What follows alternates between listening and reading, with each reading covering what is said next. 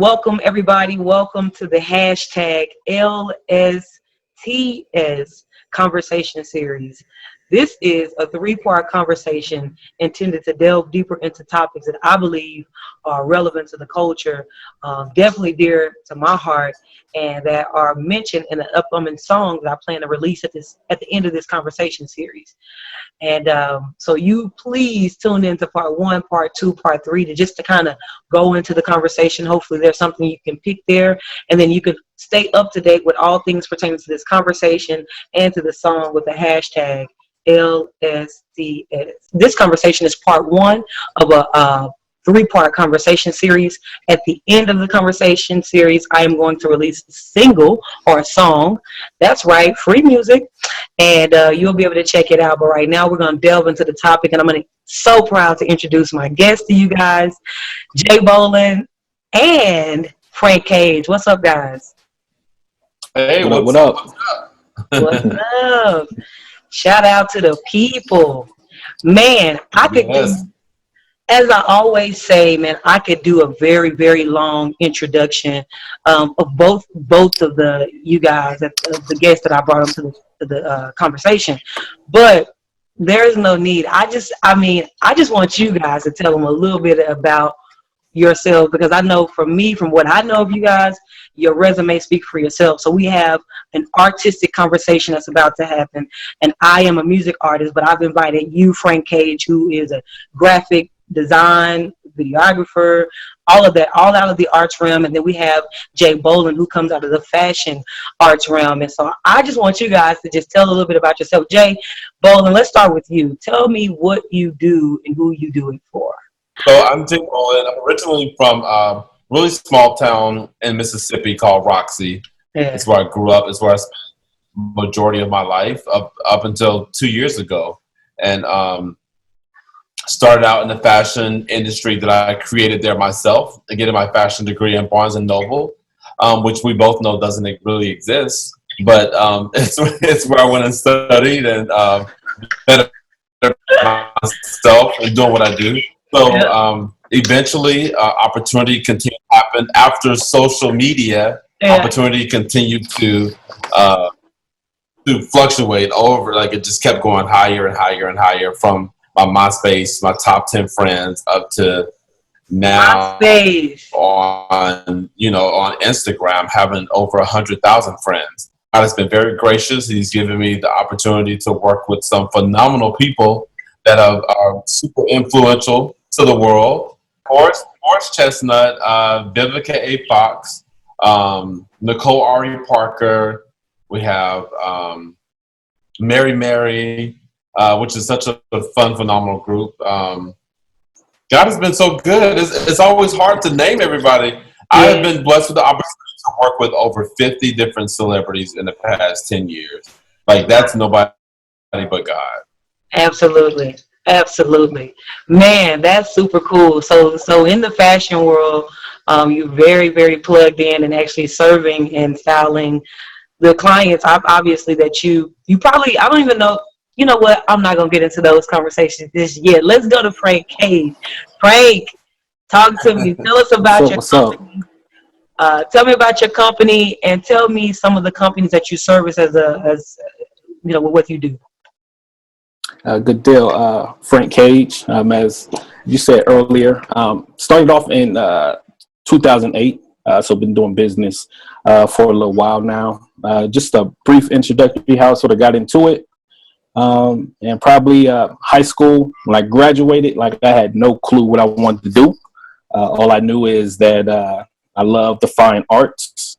So that led me into going to college. I went to school, got my 2-year degree. And I simply went only because I knew that I was going to draw. At the time, I had no clue what graphic design was. Also, during that same phase of my life, God really was sort of dealing with me on some things, and that ultimately led me into what was I guess you can say my Bible at the time, Christian hip hop, man. And so at this time, I'm sort of grooming in Christian hip hop, things of God, introductory to graphic design, and all of this came at once, you know what I mean, and my life. Definitely was a Damascus experience for me. So Jay mentioned MySpace, man, like social media, boy. Yeah.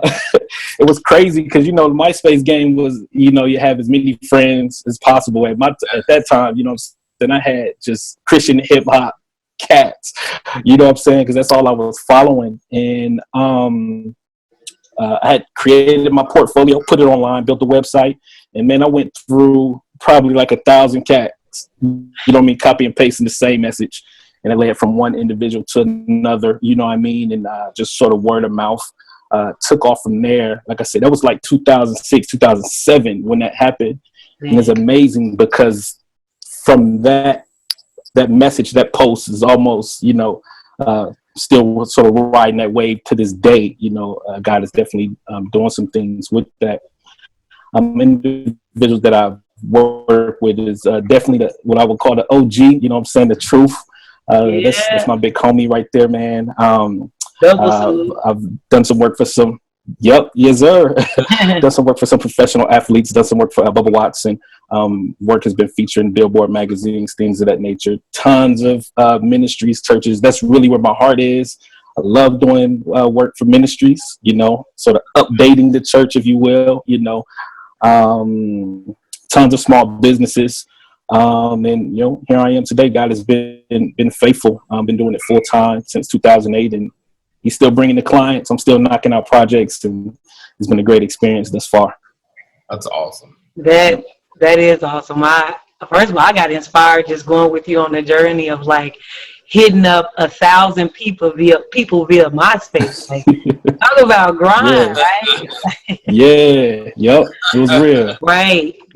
Where you got to actually try to say, hey, look, I'm pursuing the client as opposed to like, yo, this is what I got. And then just running up on the industry saying like, here's my art taking me or actually, which is a great segue into the conversation. And that is finding somebody. Because I think this new generation is, you already know that if I just find somebody who's already doing it in my industry, whether that's graphics, fashion, music, culinary arts, it don't matter. Like whatever art it is, if I could find somebody who is just already doing it, and then they give me the stamp of approval, and then we're in there. And so that's actually a great segue into the title for today's topic, and that is #they said, subtitle, the industry stamp of approval. And that is, in the arts, no matter which industry you're in, whether you're singing, painting, any of those things that I just mentioned, you just know that there is a need or a desire to have, so to speak, this industry stamp of approval. That I believe that it comes from having a notable person, a prominent figure in that arts industry to say you're what that is, say you're what's up, or it comes from having the popular opinion. Now, those are just my thoughts as to where you get the industry stamp of approval from, like whether it's like having a lot of followers or whether you have like the stamp of approval from somebody in your industry. You got to get that. You just know in the arts world, this is what you need in order for for your services to begin to expand. What do you guys think about that? How do you, Jay Boland, tell me, how do you get the industry stamp of approval in your art form? That's a very great question. I don't know. I can't even say that it's a stamp of approval. A stamp of approval, honestly, because it feels like you're fighting. It's a daily task, and fighting to be wanted, or fighting to get there. And I always laugh at this. It's like, really, where are we trying to get to? Our own success lies within our own definition of happiness. Yeah. And so whatever the industry standard is, it's something that was created by a man that did something to make himself happy. So it just continued to pass itself on and trickle down into our mindset now.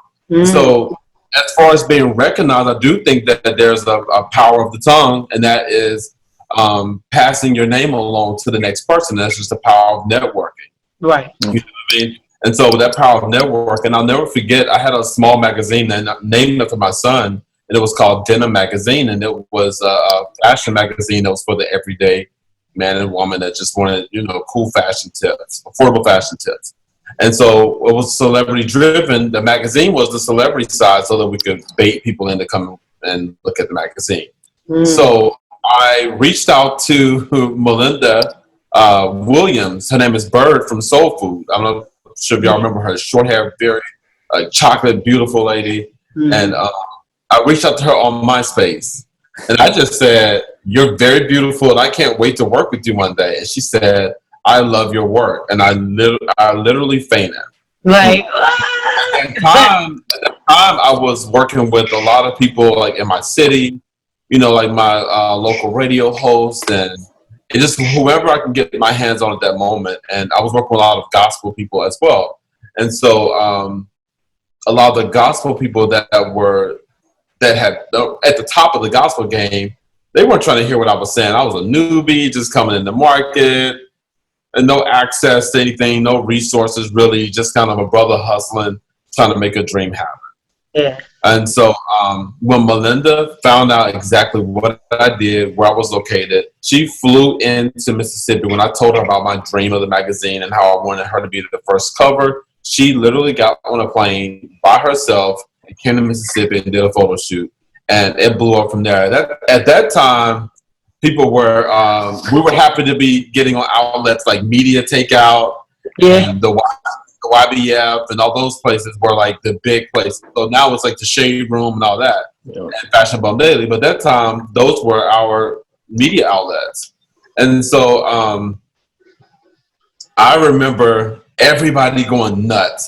And so she literally I remember publicists hitting me up from Hollywood asking me like where are we based? Well, we're in New York City, or we're in Los Angeles, and we're like, we're in Mississippi, and there's three people running this magazine, and we're doing it very organic, no money and no nothing, but we just made it happen off of just our gifts and our talents. Right.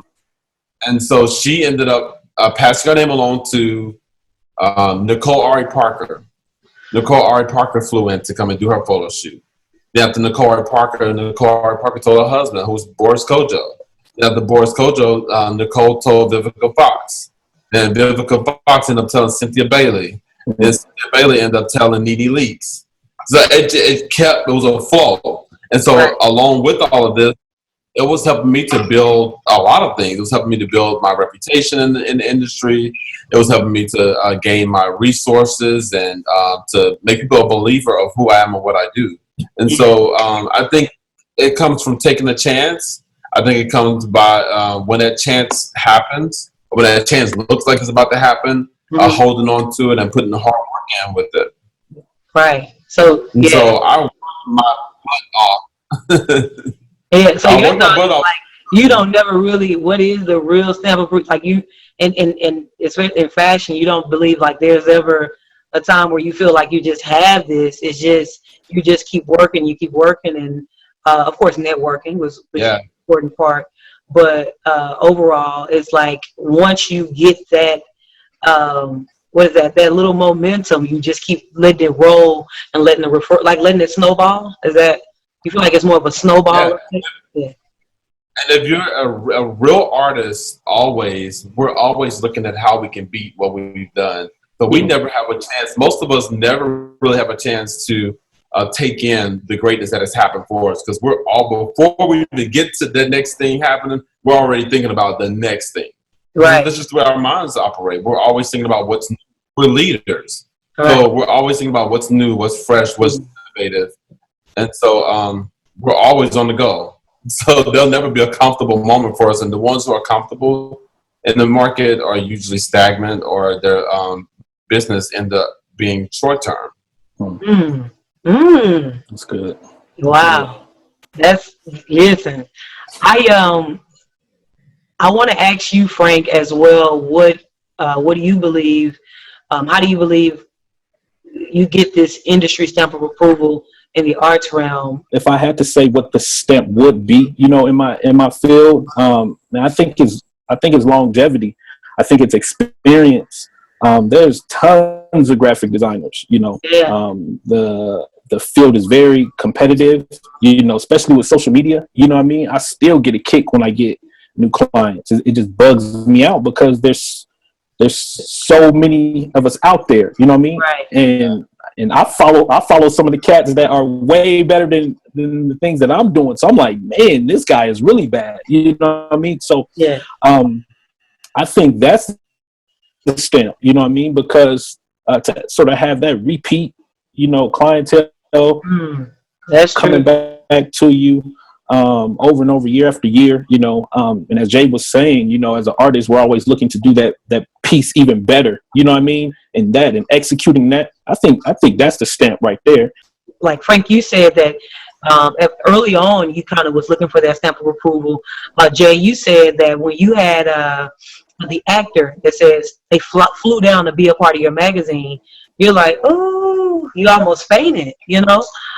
That's because we all understand that.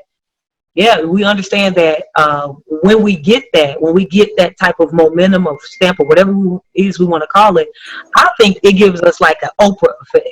Like, now, not everybody has the Oprah effect, right? Because Oprah is a thing in and of herself. But you know what I mean by that, right? Like, if Oprah brought you on her show back when she was, you know, on daytime television, if she brought you on her show and talked about your book or your newest, the Snuggie, whatever it was, like if she talked about it, the product is gonna be out of there, you know. Now I don't know if people still wear Snuggies, but when Oprah said they were tight, you know, y'all know what I'm talking about, right?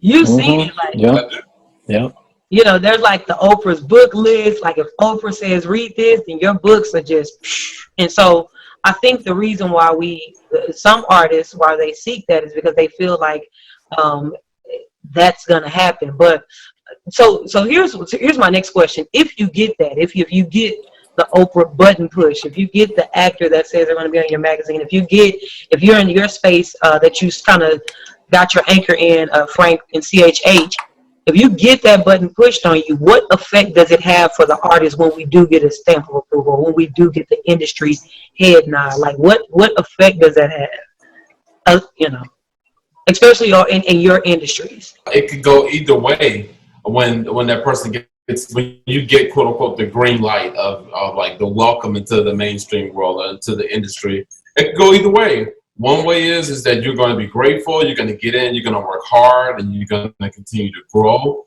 and you're going to take care of the gift that God has given you. Yeah. Or you can become, you can get a big ego, and you can start feeling yourself, and you can start riding off of the emotions of what other people tell you are, how good you are, which is something I definitely try my best not to do. So I get people saying, oh my God, I like your work. Oh my God, I love your work all the time. But I promised myself from the beginning, like, don't get stuck in that and don't let that get into your head what people are saying, because as soon as something goes wrong or go bad, that same community of people will bash you. So if your gift or your calling is riding off of what people are saying and how they amp you up and pump you up, then you're on the emotional roller coaster. And who wants to be on it? We already got enough emotional roller coasters going on, so we don't need those other emotional roller coasters. You know, it's family, it's friendships, it's called finances. It's your entrepreneurship of just your business in general. I'm just trying to maintain, Lord. So I know, Jay, what you said. One of my questions was going to be for you guys is like, whose stamp of approval that you want, you know, at first, and I don't know if I want you to, mention that name. Be bold, be brave, say it. Whose stamp of approval did you want at first, and then you were like, now that you're looking back on, like, I'm talking about when you first started, or like maybe in the first 1 to 3 years, in that first couple years that you were like, man, if I get this person to, you know, if I can get this particular media outlet, or if I can get, like, who was it that you wanted to cover you? Like, who did you want to say and speak well of you or to endorse you, or who was it? Like, tell me. and like, I guess is that, I mean, it probably don't even matter now, but it's like, just tell us. I mean, I'm gonna jump out there. I mean, two people Number one was definitely my mama, because I mean I was a knucklehead, you know what I mean? So I just wanted her to see, you know, that I had tightened up, man. I had tightened up. And what I'm doing now, I mean, it's such a big piece of just my testimony and just my identity and who God has called me to be. Outside of moms, man, I'm gonna say the big homie Truth. To this day, man, I don't even know how we connected and got to working. I don't even know, you know what I'm saying? And it's not even anything that I prayed about. But I remember when I did one of his covers, I sat back and I looked at the cover and just was grateful, you know what I mean, how that cycle had sort of happened. And the homie shot a tweet out, you know what I'm saying, and just sort of saluted. It was a more of a, I felt it was almost more of a confirmation. Yeah. That's the word I want to use. You know what I'm saying? Not more of a stamp, but it felt more of a confirmation, like, you know what I mean? Like God is good. This is what I've been called to do. And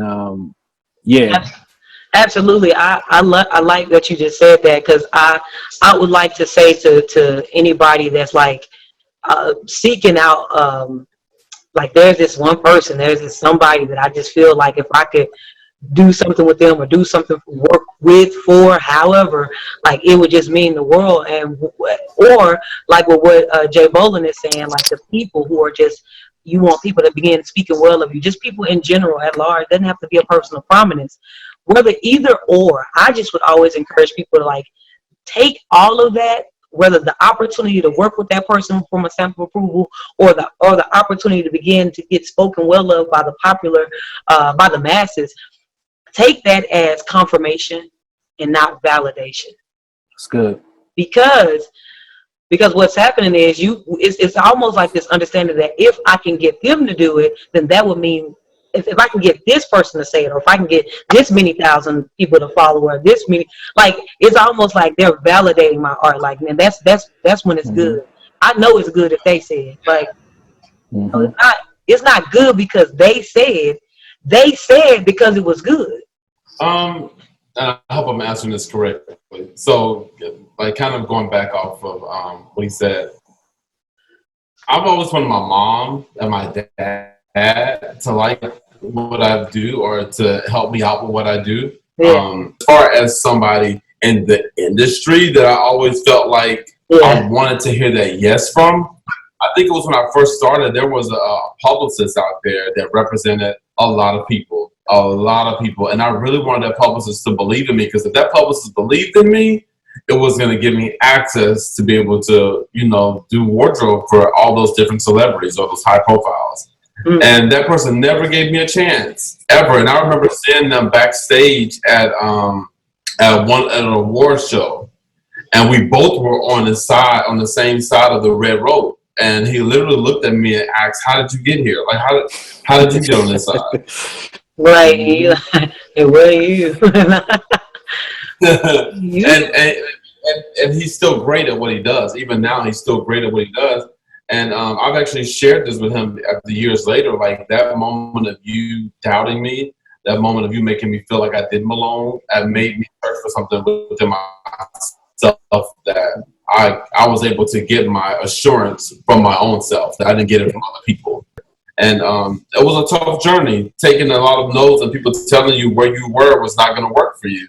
And so I stayed there, and I always fought and said that I will make it while being in Mississippi. And then if I decide to leave, it'll be for my own pleasure. It won't be because people told me I had to leave to go and succeed.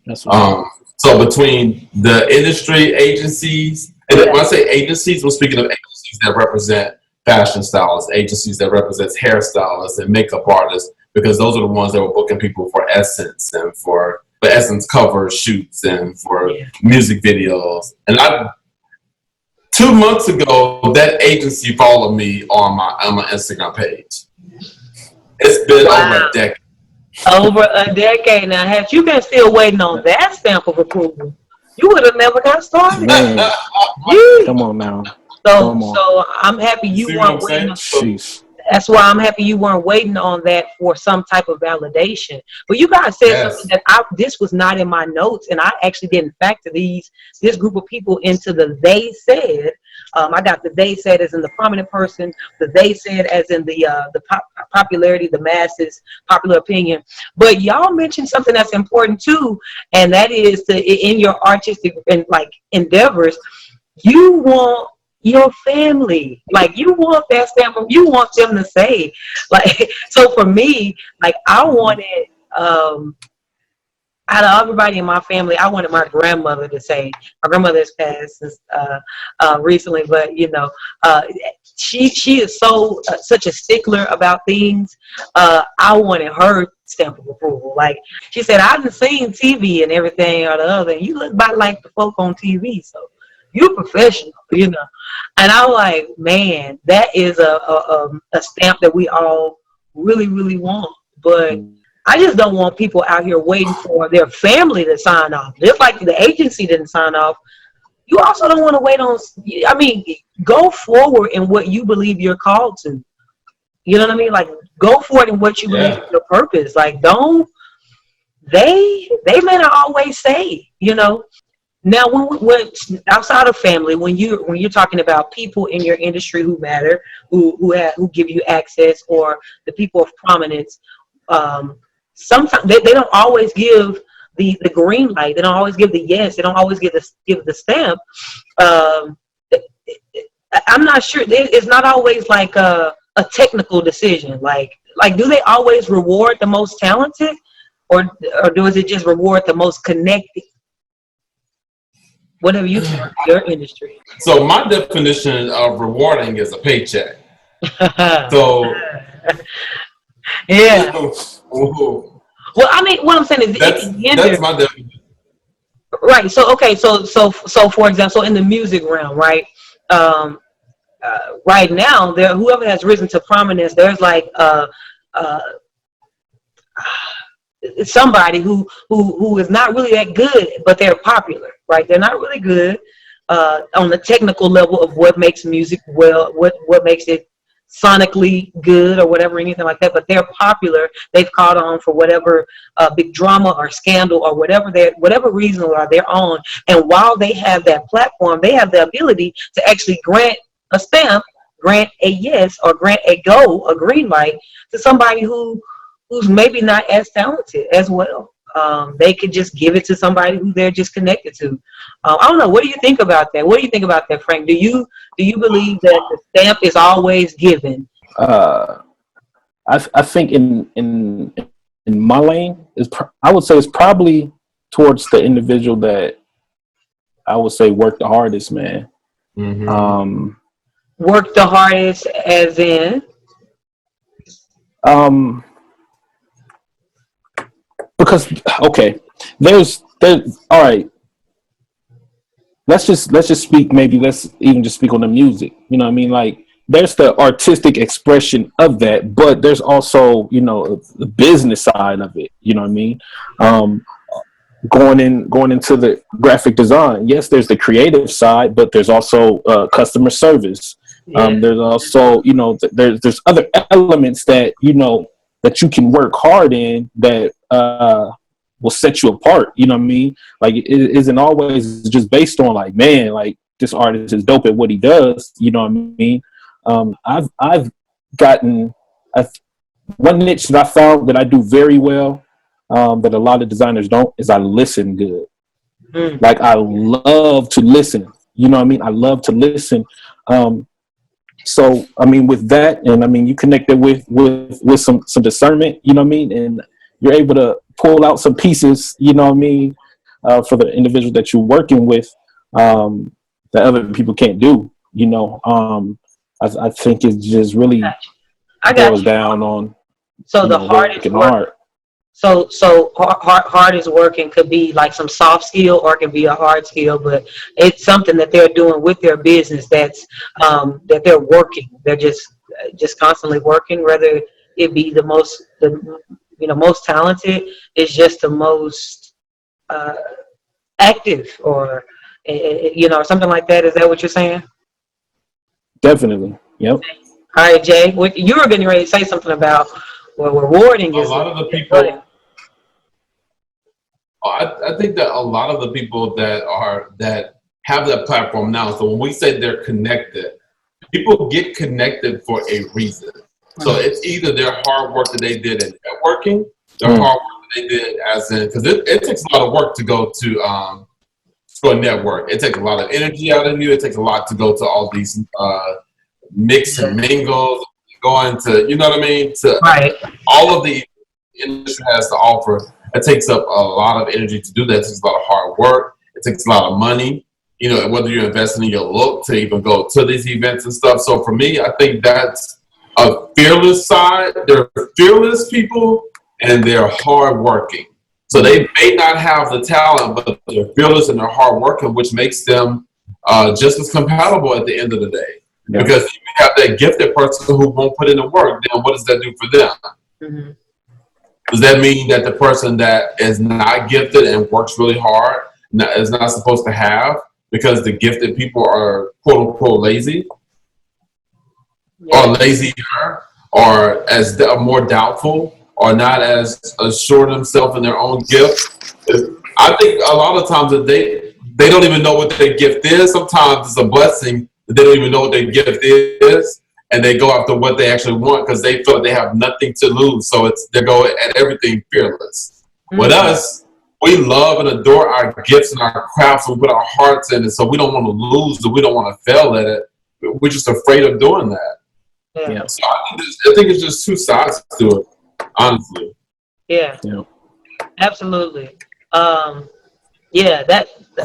good stuff right there. I really appreciate the perspective that both of you guys added, and that is not necessarily the most connected. In the sense, it's anybody that gets connected. So for what you're saying, you don't get connected because it makes it seem like you work hard to get connected, and I know that that's not always the case, though. Not necessarily to play the devil's advocate or whatever, because I don't believe in playing. I'm seriously, some people just get connected based on, it's not necessarily hard work. It'd be some other reason. There's some other things that can get you connected, and it's not work always. Some bribery can happen, you know. It could be anything like that. And so, yeah, you know. So, but I definitely understand what you guys are saying. Like. So, matter of fact, it was said to me, like, by a group of gentlemen, that a woman could post a picture and post a selfie, and she could be a very modestly dressed woman. And then another woman can post a picture and she's half naked, and not necessarily did she work hard or anything like that, but she's just naked. And so you're gonna have 1 million likes on that, of course. And so there's just not always, it's not always as cut and dry. I think the generation that we live in affect the way the arts community. Like, I think it's like, so looking at music, right? So you got to say, like, working hard.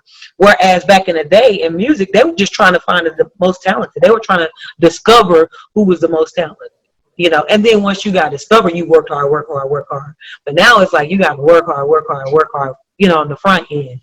It's interesting, man. Super duper, super interesting. I want to move to the next question here, and we're going to go ahead and get it wrapped up. But based on, and I kind of feel like maybe I know what your answers are, but do we feel like in the arts community, when you're talking about any art form, do we feel like we are, instead of just, now we're just not getting just like the most talented, we're getting the most talented and driven based on the way society is now? You know, like you gotta have that grind, and you gotta have talent. Like, do we feel like if you just don't have that grind and that hustle and are willing to exhaust yourself to break into a network, will it stifle real talent from getting through? What do y'all think? Jay, I'm gonna ask you. What do you think? Well, a quote by Damon Dash. There's a book called The Power of Broke, and I think it says, if you have to survive if you have to succeed to survive, then you will. People, at the end of the day, everybody just want their bills paid. Everybody just want to eat. And everybody want to be able to do a few lavish things and be comfortable in their own household. That's just the modern way of thinking. It's the old way of thinking. It's just life in general. Mm-hmm. So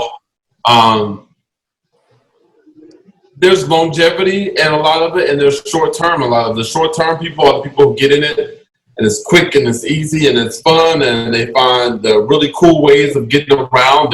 That's what I call the microwave generation. You know, they want that. It's the now factor. The people who build their foundation on a solid ground, and they're hard working, and they don't take any short steps, and they go through all the tragedies of what the industry may give us or what life may give us in general. We're the people that usually we don't take anything for granted. We're grateful for every moment, and we're going to work hard at every single thing that's given to us. And we're going to appreciate every single thing that comes our way. Right. I absolutely. So, if you are really talented and you want your art to speak to the culture and you want to survive, because if you want to survive, then you will succeed because you will do whatever it takes. That's what you're saying? Right? I was so scared to leave my 9-to-5 job. Trust me, coming from my kind of family, that everybody, there's no entrepreneurs in the family. Yeah. So and leave, and for my wife, for me to be married, and she has older brothers and older sisters that are looking for me to take care of their little sister. Yeah. And then I did it. And I was so scared to do it. Then when I did it, we ended up losing everything. We ended up losing our house. We ended up getting both of our cars repoed. We ended up becoming homeless to not having anything. We ended up losing everything in our in storage. Everything in storage was literally auctioned away in front of our faces. And then we found out we were pregnant with my son. So now I'm talking to daddy, and I can't hardly be a husband, and I can't take care of nothing at all, but I'm still seeking a dream, and I still don't have my family's approval. I don't even have the industry telling me no at the same time, but I'm still a brother who's still seeking something that's burning deep down on the inside of me, and I'm like, God, why? Yeah. Why was I chosen to go through this journey? This does not feel good. I don't want to be here. Help me get out of it. So we moved to the hood, and we moved to a 4-bedroom that cost us $300 a month. Right. You know what that was. Right. You want and we literally we worked our way out of. We got into what we could. It wasn't even downsizing. It was like, at this point, we're at zero. We're outside. We weren't downsizing. We were outside at this moment. And so we had to move from there and to do something to better ourselves. So I feel like now looking at it, then I could understand it. But now looking at it, I'm like, that was a moment where God was literally stripping us of everything, like our pride, our egos, because we did come up from families that had everything we ever wanted. I didn't want for anything coming up, in my childhood. But the one very thing that I wanted was out of reach of my parents' hands, out of reach of my hands, out of reach of everybody's hands that I longed for. And it was in God's hands. And so He had to strip a lot of things away. I had to release in order to receive. And if you don't go chasing your destiny, if you don't go get your destiny, destiny will come and get you. And it's way easier. Hold on, it's way hold easier on, to hold on. Say that, bro. You're giving me too much. So I know you're giving me too much. Give me that one right there again. Go give me that right there. Say it again. You can't just roll past that like that. I said, if you don't go get your destiny, if you don't go get your destiny, destiny will come and get you. Sure. And it does not feel good when destiny has to chase you down. Because destiny will chase you down with tragedy, okay? Hard times, with heartache, with heartbreaks. That's when destiny comes to get you. Now, if you go get destiny, then there's a little more of a peaceful way of doing that. Right. It's because you're literally on the right track and you're seeking when God said, if you knock, he will answer. He'll give you the desires of your heart. And if you're seeking for something else and you're all over the place, that's not the desires of your heart. He's not going to give it to you. You go in a circle, and then that destiny got to come and find you and strip you of your house, your cars, your furniture. Now you got to go and live in the hood, and everybody knocking on your door, harassing you, breaking in your home, and you just a brother trying to make $1. Wow. Keep your lights on. Wow. Goodness. So I encourage anybody, go find destiny, because you don't want to come looking for you. Right. Man, That sound like Jonas right there. Yeah, that's true. That's so true. Right. I mean, I think make that to Jonas. Yeah. Man, it's so interesting to hear your story, because people kind of look at what you're doing now. Some of the names that you mentioned earlier, Vivica Fox, and being styling at the Golden Globes, and just all the things that you're doing now, and would not know the dues that you paid, not to the art industry, but just that you played in life, and what you and your family walked through to get to where you are, man. I would ask you to say something inspiring to upcoming people in the fashion industry, but if they're not inspired by now, then they just, you know what, they're not gonna rewind it. Just hit rewind. Just hit rewind. I'm not gonna tell them to say nothing else. Yes. Man, Frank, I want to ask you this before we conclude the call here, because it's already like I'm already blessed based on everything that was said. What would you say to I guess like graphic designers who are trying to land or graphic designers, because I know you're not just getting graphic design, like you're more of a brand developer as well, which is an art as well. What would you say to those people who are just trying to seek their next big placement or trying to get some type of stamp of approval, given everything that everything that Jay has said? Like, what would you tell them right now? Like, what should they really be? What should they really be focusing on? Should they be trying to get a stamp? Should they be trying to get a mentor? Should they be just trying to get a job? What should somebody do as an artist at this point? Man, suffering well. I mean, we've heard the phrase, the starving artist, so to speak. You know what I mean? And I think that connects with the sacrifice that goes in it. You know what I mean? Like, it takes a while for your artistry to really be, I guess you can say, appreciated. I mean, definitely to the point where people are paying for it. But with that being said, as you're sort of going through that cycle, you gotta be sensitive to be at a place where you can still cultivate your creativity. Yeah. I think some people make a mistake of, just because the life that we're in, we know that we got to pay bills, but some people make a mistake in going to jobs or gigs just because of the payment behind it. But it's something that they hate. Before you know it, that energy that they had, that creativity, that life, that passion that they had, it slowly begins to sort of die down. There's a piece of advice that I would give, when I was starting off, even though I know I wanted to do this full time, I didn't just take any jobs, even though that they were paying more. I went to sign shops, things that I was still doing somewhat of what I wanted to do. It wasn't exact, but from there, I was still stirring up my creativity. I went in there with a notebook. My mindset is I'm going to school and I'm getting paid for it. So I literally was in the sign shop asking the owner questions, different things of that nature that I'm applying to my business to this day. Wow. So just being sensitive to when you are in the beginning stages of it, that this is a marathon. You want to set your foundation solid, and you don't, I think Jay mentioned sort of that microwave mentality. I mean, that's good for a temporarily fix, but if you're really going after passion and vision, you want that foundation solid, and then ain't shortcuts to that, so that's what I'm in the process, and focus on, that promise that's in you. That's what's up, man. I love the fact that you gave, of course, not to despise small beginnings, be faithful over what you have, but you gave a practical piece of advice, and that is while you're, because you need to meet some things financially until your creativity and your artistry is able to support you full time. At least still seek out positions that don't drain your creativity, because that's the life where you're trying to go. They will never say if you get drained. They said that boy ain't good no more now. But now you want to find something to that's a really sound piece of advice.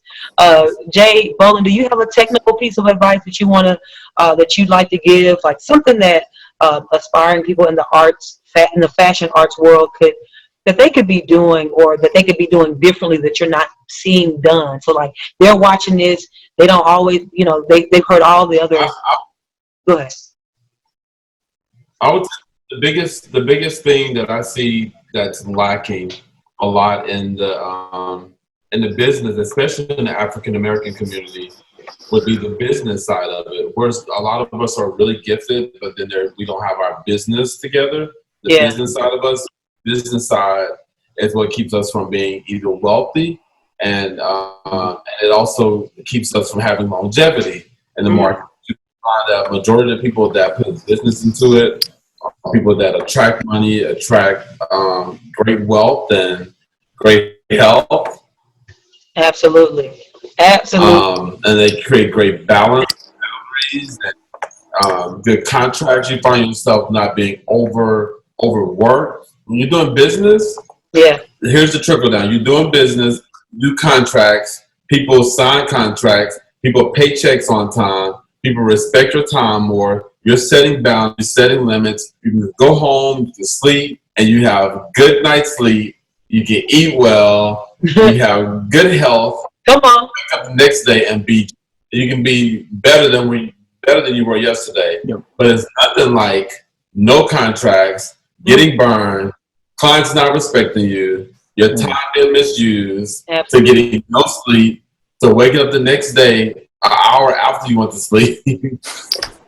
Look at the mess, can't give somebody else your best, and then you're still trying to figure out how you're gonna get paid and how you go home at night trying to figure out how you're gonna pay your light bill. After you've given somebody else your all, you've given away all. It's just like casting your pearls to the swine. Absolutely. All to everybody else, but then your home and your own body and your own life lacks. Right. Because you give it away for the lack of knowledge of business or implementing business into your craft.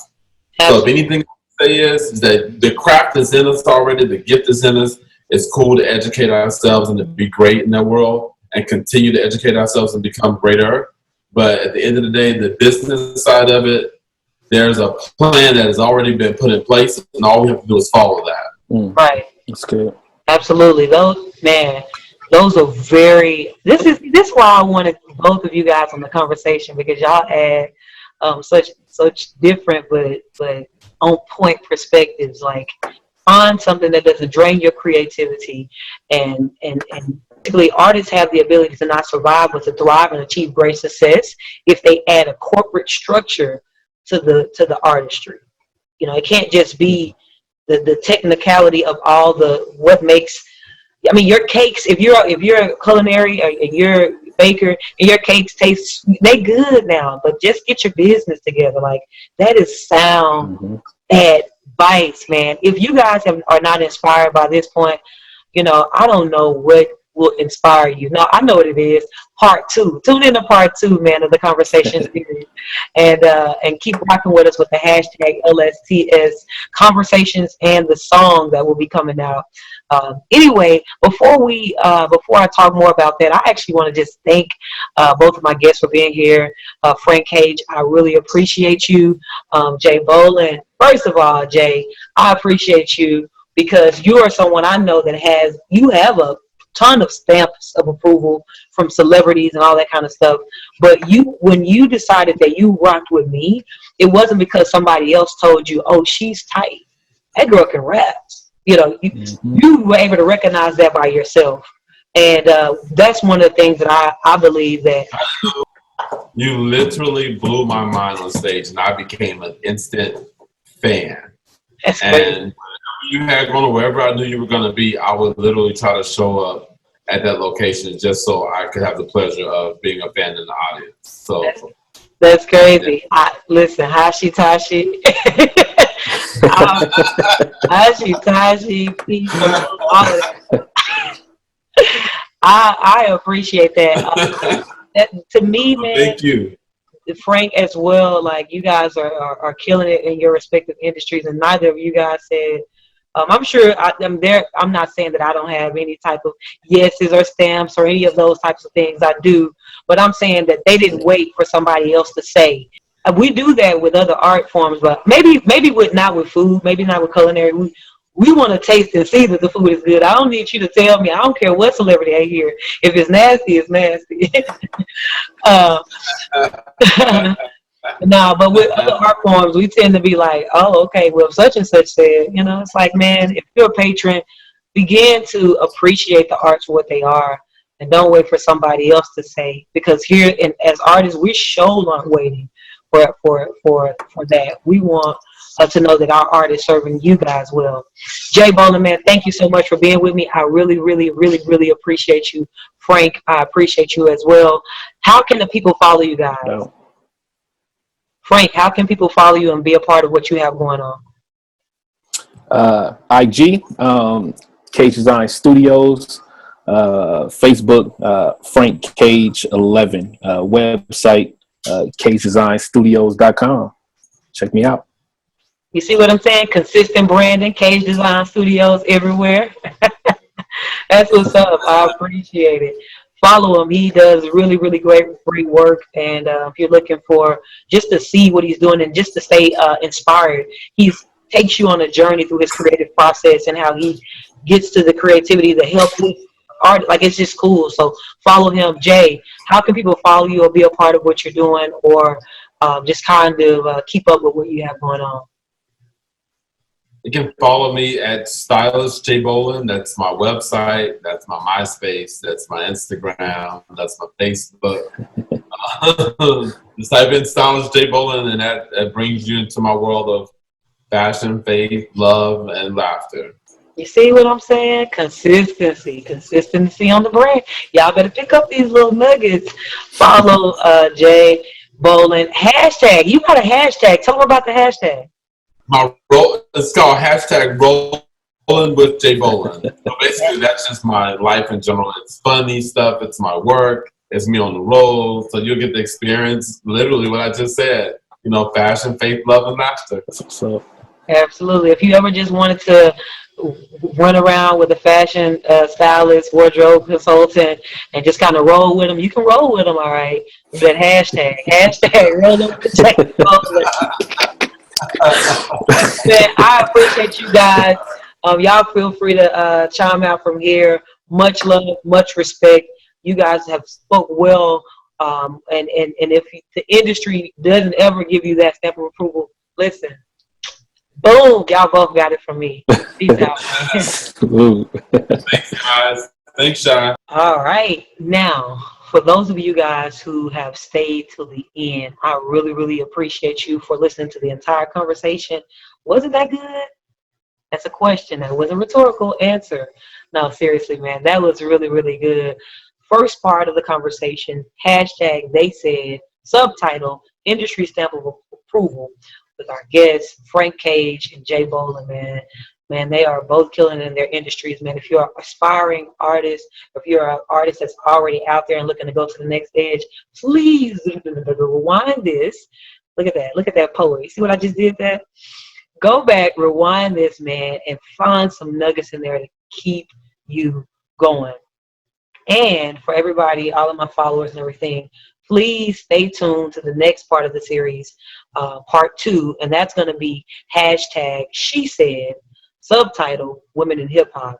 Special guests I would announce, but I just want you to stay tuned. And again, please remember to stay tuned with all things pertaining to this conversation and to the song that's going to be released at the end of the conversation via the hashtag LSTS.